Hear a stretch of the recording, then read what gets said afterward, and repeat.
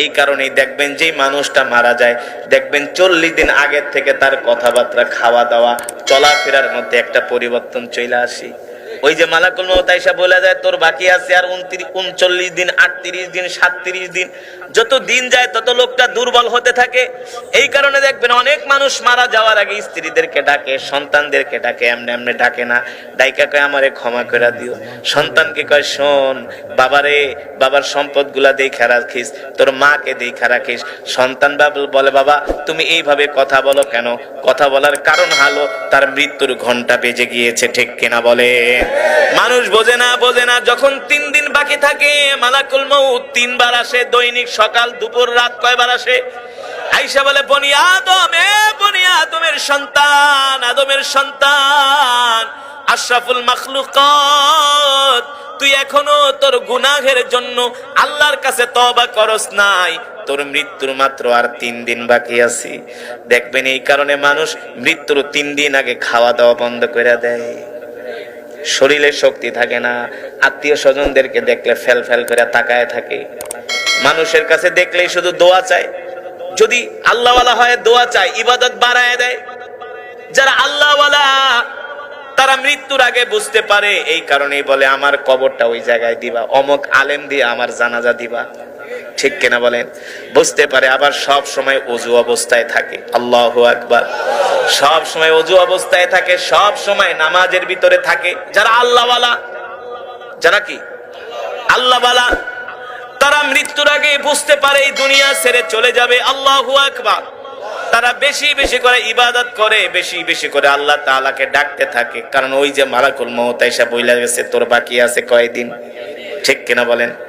যখন বলে তোর বাকি আছে 3 দিন, তখন তার ভিতরে একটা পেরেশানি চলে আসে। যদি আল্লাহওয়ালা হয় তখন তিনি ভয় পায় না, তিনি আরো পুলকিত হন, তিনি আরো খুশি হন। তার কারণ হলো একজন আল্লাহওয়ালা মৃত্যু হওয়া মানে ওই দিন তার জন্য বাসরঘর। সুবহানাল্লাহ বলে। একজন আল্লাহর ওলির মৃত্যু মানে ওই দিন তার জন্য বাসরঘর। বাসরঘর মানে বিয়ে করতে গেলে দুলা যে খুশি হয়, বাসরঘরে যে আনন্দ পাবে, একজন আল্লাহওয়ালা মৃত্যু হলেই তো তার মাওলার সাথে সাক্ষাৎ হবে, মাওলার জান্নাতের নিয়ামত দেখবে, ঠিক কিনা বলেন? এই কারণে হযরত আব্দুল্লাহ ইবনুল মুবারক রাহমাতুল্লাহি আলাইহি ইন্তেকালের সময় মুস্কি মুস্কি হাসতেছে, সুবহানাল্লাহ বলেন। ইন্তেকালের সময় মুস্কি মুস্কি হাসতেছে। তার সন্তান তাকে 3 দিন পরে স্বপ্ন দেখলেন।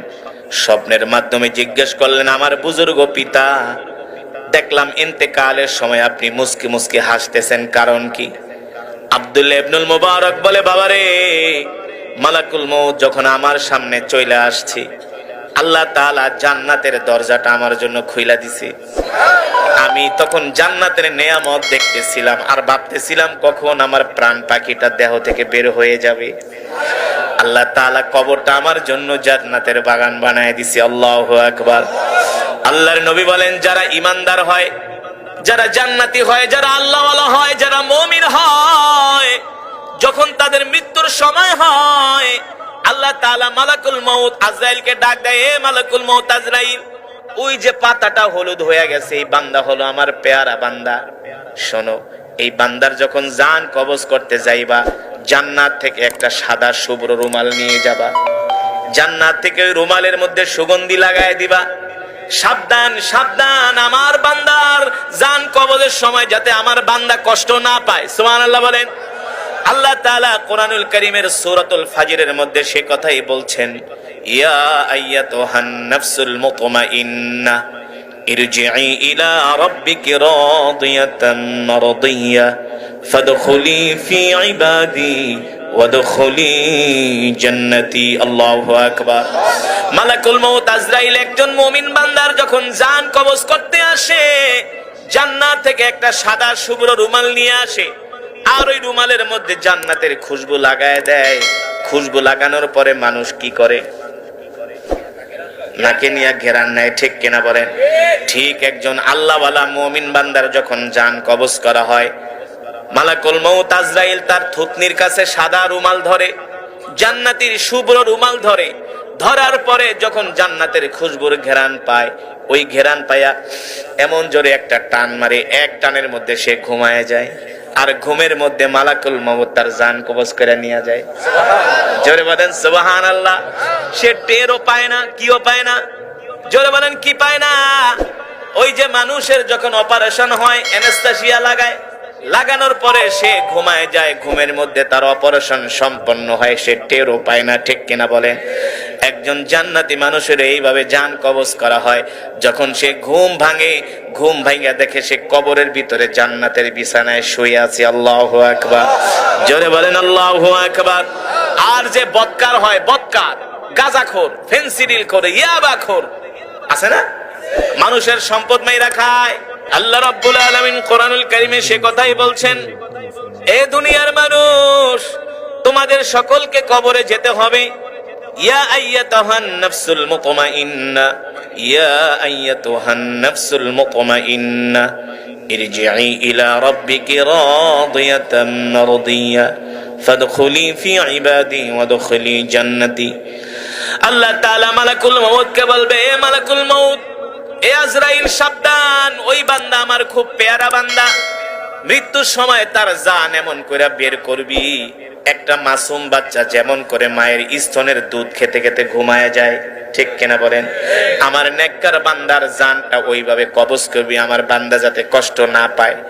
আর যারা বদকার হবে, আল্লাহ তাআলা মালাকুল মউতকে বলে, যা বড় রড লইয়া যা। কি নিয়ে যা?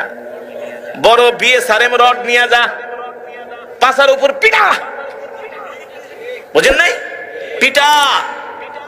মালাকুল মউত যখন লোহার রড নিয়ে আসে, বিশাল দেহ নিয়ে আসে, বাবারে হাসার কথা না রে বাবা, হাসার কথা না।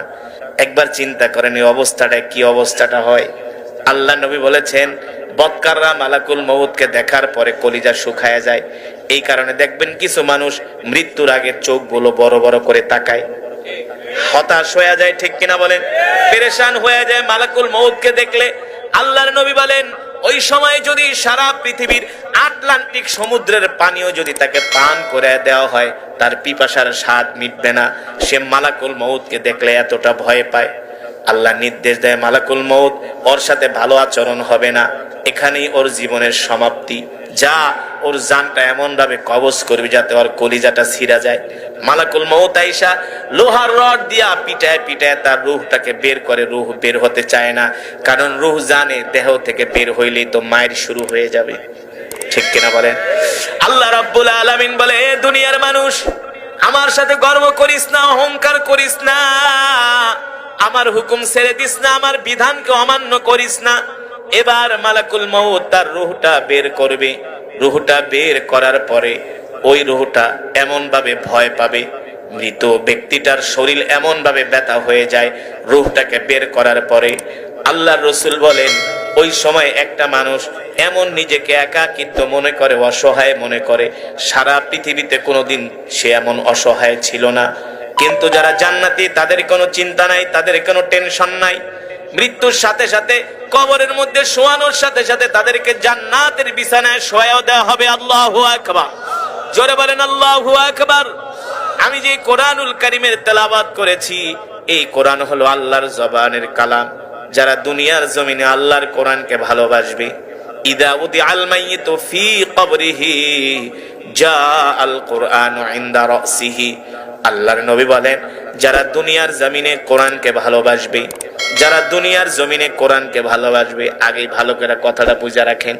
যারা দুনিয়ার জমিনে আল্লাহর কোরআনকে ভালোবাসবে, এই কোরআনের তেলাওয়াত করবে, এই কোরআনের ওয়াজ শুনবে, সেই অনুযায়ী আমল করবে। কি করবে? সেই অনুযায়ী আমল করবে, নিজের জিন্দেগিটা কোরআনের কথা অনুযায়ী সাজাবে। ঠিক কিনা বলেন?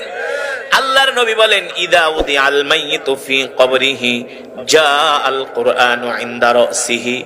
যে দুনিয়াতে আল্লাহর কোরআন অনুযায়ী নিজের জীবনকে পরিচালিত করবে, ওই লোক, ওই ব্যক্তিটা ইন্তেকাল করার সাথে সাথে যখন তাকে গোসল করায়া কবরের দিকে নেওয়া হবে, আত্মীয় স্বজন গুলো কান্না করবে, বাবা বাবা বলে চিৎকার করবে, ভাই ভাই বলে চিৎকার করবে, দোস্ত দোস্ত বলে চিৎকার করবে। তখন একদল ফেরেশতা আসমান থেকে নেমে এসে বলে, শোনো, যে মারা গেছে তাকে নিয়ে তোমাদের কান্না করো না, তোমাদের নিজেদের চিন্তা নিজেরা করো। কারণ তার যতটুকুন হায়াত ছিল তার হায়াত শেষ, তার যতটুকুন রিজিক বরাদ্দ ছিল তার রিজিক শেষ। এই কারণে আল্লাহ তাকে দুনিয়া থেকে উঠায় নিছে, ঠিক কিনা বলে? এবার আল্লাহর নবীকে সাহাবায়ে কেরামরা প্রশ্ন করলেন, ওগো আল্লাহর নবী, তাহলে আমরা মালাকুল মউতের এই কথাগুলো কেন শুনি না, আমরা ফেরেশতাদের কথাগুলো কেন শুনি না?